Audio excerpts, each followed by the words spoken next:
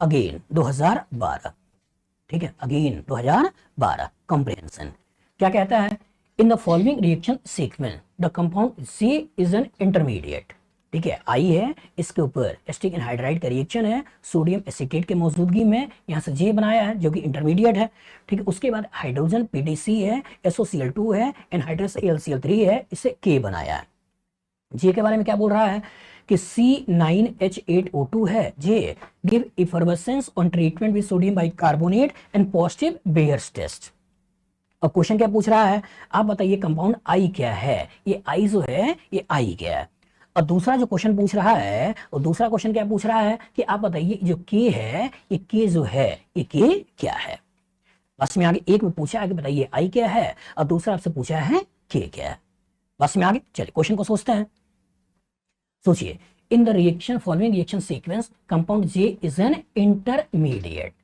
बच्चा तो यही फंस जाएगा, इंटरमीडिएट, उसके दिमाग में क्या बैठा है, रिएक्शन इंटरमीडिएट, उसके दिमाग में क्या आएगा कि कार्बोकेटाइन कहीं बन रहा होगा, कार्बेनाइन कहीं बन रहा होगा, फ्री रेडिकल कहीं बन रहा होगा। और ऑप्शन क्या दे रहा है, वो ऑप्शन बोल रहा है कि ये जो पर्टिकुलर J है वो तो ये है, ये J कुछ बना हुआ है, ठीक है, ये है नहीं, ठीक है, J कुछ बना हुआ है, और J के बारे में तो बोल भी रहा है कि ये सब कहानियां हैं। और जब ये सब कहानियां हैं तो इसका इंटरमीडिएट का क्या मतलब होता है, रिएक्शन के बीच में बने, तो वो अगर स्टेप ऑफ रिएक्शन कर रहे हो तो उसके बीच का रिएक्शन का प्रोडक्ट भी वो भी क्या है, इंटरमीडिएट है। बस में आगे चलिए सोचते हैं, तो जो रिएक्शन के बीच का प्रोडक्ट भी इंटरमीडिएट है तो उसी में से कोई ना कोई प्रोडक्ट लिया है। बस में आगे समझिएगा, कॉन्सेप्ट को समझिएगा। In the following reaction sequence the compound J is an intermediate, और I के बारे में पहला क्वेश्चन उसने दागा है। सोचो, बेंजल्डिहाइड के उसके ऊपर इसका रिएक्शन, बेंजाइल अल्कोहल इसके ऊपर इसका रिएक्शन, यहाँ एसिटोफिनोन इसके ऊपर इसका रिएक्शन, और यहाँ अल्कीन स्टाइरीन इसके ऊपर इसका रिएक्शन। ये कोई रिएक्शन, कोई नेम रिएक्शन याद आ रहा है, कौन सा है, पर्किंस रिएक्शन। आपने पढ़ा है कि when aromatic aldehyde is treated with an anhydride of an aliphatic acid in presence of sodium or potassium salt of that acid which form anhydride to give alpha beta unsaturated carboxylic acid as a product, reaction is called as Perkin's reaction.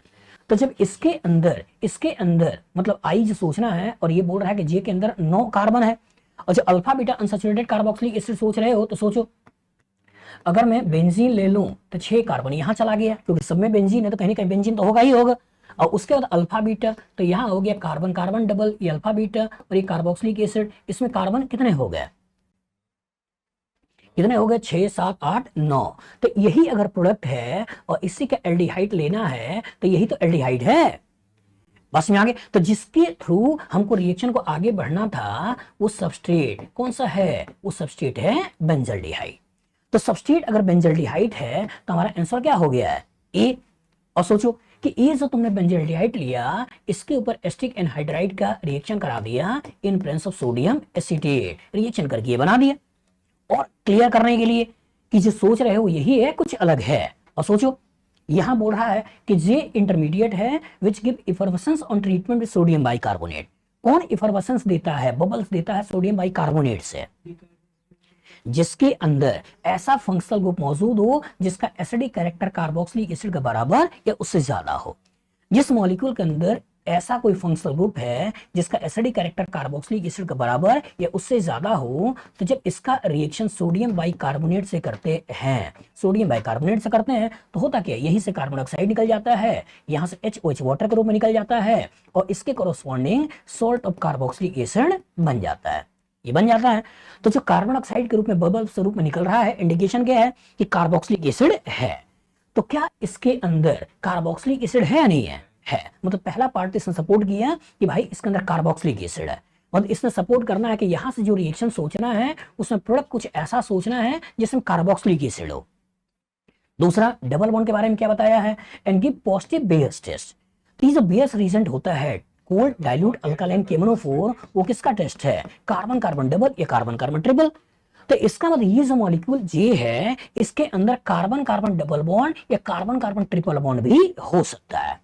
बस में आगे, तो उसने ये भी hint दिया है कि J जो आप सोच रहे हो उस J के अंदर या तो कार्बोक्सिलिक एसिड हो और कार्बोक्सिलिक एसिड के साथ कार्बन कार्बन डबल या कार्बन कार्बन ट्रिपल बॉन्ड हो। और सोचिए, ये डबल बॉन्ड है ट्रिपल बॉन्ड है, ये कैसे मालूम चलेगा, ये मालूम चलेगा डिग्री ऑफ अनसैचुरेशन से। बस में आगे कैसे मालूम चलेगा? डिग्री ऑफ अनसैचुरेशन से।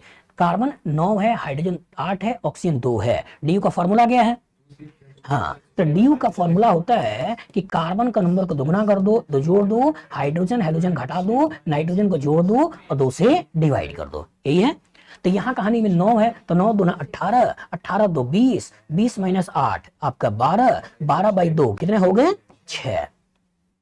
और जो DU 6 है तो इसके अंदर DU 6 है, और जो इसके अंदर DU 6 है तो कार्बोक्सिलिक एसिड के अंदर एक DU हो चुका है, और बेंजीन के अंदर 4 DU हो चुका है। तो बेंजीन के अंदर 4 DU हो चुका है, तो इसका मतलब 4 DU वहां है, 1 DU यहाँ है, तो इसके अंदर एक ही तो DU चाहिए, और जो एक ही DU चाहिए तो डबल बॉन्ड सोचे, ट्रिपल बॉन्ड सोचे, डबल बॉन्ड, तो ये कहानी भी गायब हो गई। तो इसका मतलब एक डबल बॉन्ड सोचना है, एक एसिड सोचना है, और हमें कुछ इस रिएक्शन के बारे में सोचना है। तो कौन सा रिएक्शन है? परकिंस। तो परकिंस का हेल्प लेकर आप यहां से यहां पहुंच गए, बस में आ गए, और आपने आई के बारे में बता दिया। इसमें कोई दिक्कत? तो कहने का मतलब ये है बेटा कि सिंपल सा उसने परकिंस रिएक्शन कराया, सिंपल सा उसने परकिंस रिएक्शन कराया, आपको दे दिया बेंजल्डिहाइड, इस बेंजल्डिहाइड के ऊपर एसिटिक एनहाइड्राइड का रिएक्शन कराया इन प्रेजेंस ऑफ सोडियम एसीटेट, और यहाँ के कोरस्पॉन्डिंग आपसे क्या बनवा दिया? Alpha beta unsaturated carboxylic acid बनवा दिया। कार्बोक्सिलिक एसिड का इंडिकेशन उसने यहां से दिखा दिया, कार्बन कार्बन डबल बॉन्ड का इंडिकेशन उसने यहां से दिखा दिया, और इनडायरेक्टली परकिंस रिएक्शन करवा दिया। अब बोल रहा है कि हाइड्रोजन PDC, इसके ऊपर कहानी में क्या है? हाइड्रोजन PDC, ये क्या है? रिडक्शन है। तो क्या हम reduction carbon carbon double bond का करें, एसिड का करें, या बेंजीन का करें? Carbon double bond. क्या एसिड का करें या ना करें? ना करें। 3 फंक्शनल ग्रुप बना किया है, पहला एस्टर, दूसरा एसिड, तीसरा अमाइड। ठीक है, लेकिन सीधा चलो, एसिड एस्टर अमाइड, बस में आगे चले, है वही चीज लेकिन सीधा चलो। ठीक है, क्योंकि कभी कभी सीढ़ी से एक से दूसरा तीसरा चौथा चढ़ना होता है, पता चला यहां से यहां गए, फिर यहां आए, फिर यहां जा रहे हैं, पहुंच तो जाओगे नो डाउट, लेकिन एक पिक्चर क्लियर बने। चलिए, तो यहां से हमको डबल बॉन्ड का रिडक्शन करना है, सिंगल बॉन्ड में कन्वर्ट कर देना है, और यहां से एसिड बना देना है। 3 फंक्शनल को अच्छे से याद रखना चाहिए। ठीक है, एसिड एस्टर अमाइड। चलिए सोचिएगा, यहाँ पार्शियल, यहां से हमको सेलेक्टिव रिडक्शन करते हुए डबल बॉन्ड से सिंगल बॉन्ड में कन्वर्जन कर दिया, एसिड जैसा है वैसा ही छोड़ दिया, बेंजीन जैसा है वैसे ही छोड़ दिया। अब आगे कहानी क्या है? आगे कहानी में है SOCl2, इसकी कहानी में क्या है? SOCl2, ये क्या करेगा? OH हटा के Cl, तो OH हटा के Cl, तो कहानी के अंदर अब किरदार कुछ ऐसा बन गया, बन गया। अब सोचिए, इसके बाद क्या है? एनहाइड्रस AlCl3, एनहाइड्रस AlCl3, ये कौन सा रिएक्शन है? Good, intramolecular Friedel Crafts acylation. इसे इसको हटाना है, एसाइल कार्बोकैटायन बनाना है, अंदर ही अंदर अटैक करना है, और ओवरऑल इसी HCl को निकाल देना है। और इसी HCl को निकाल देना है, तो कितने मेंबर रिंग बन गई? 1 2 3 4 5, एक 5 मेंबर रिंग बना दो, और 5 मेंबर रिंग बना दो, और कहानी कुछ ऐसे सोच लो, ये बन गया। अब यही जो आंसर है वो इन सब में कौन सा है? कौन सा है? ये अल्केन है, एस्टर है, ये हमारा C है। बस में आगे एक अच्छा क्वेश्चन है ये नहीं है, एनालाइज करो, सोचो, कॉन्सेप्ट को पकड़ो।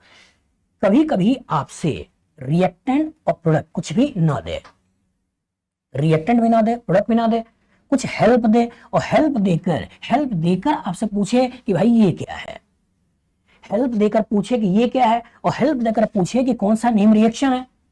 मतलब कुछ चीज है, ना ही सबस्ट्रेट दिया है, ना ही प्रोडक्ट दिया है, कुछ हेल्प दिया है, और हेल्प से आपसे पूछ रहा है कि कौन सा रिएक्शन है। उसके बाद जब एक बार आप रिएक्शन को पकड़ लेते हो, उसके बाद 3 जगहों पे मल्टीपल बॉन्ड है, उन 3 जगहों का मल्टीपल बॉन्ड में एक जगह रिडक्शन करना है, 2 जगह रिडक्शन नहीं करना है, वहां से वहां लेकर आए, फिर वीक लिविंग ग्रुप को एक अच्छे लिविंग ग्रुप में कन्वर्ट किया, वीक लिविंग ग्रुप को एक अच्छे लिविंग ग्रुप में कन्वर्ट किया, जिससे रिएक्शन और आसानी से हो पाए, और आसानी से हो पाए, फिर इंट्रामोलिकुलर फेडरक्राफ्ट एसाइलेशन करवा दिया।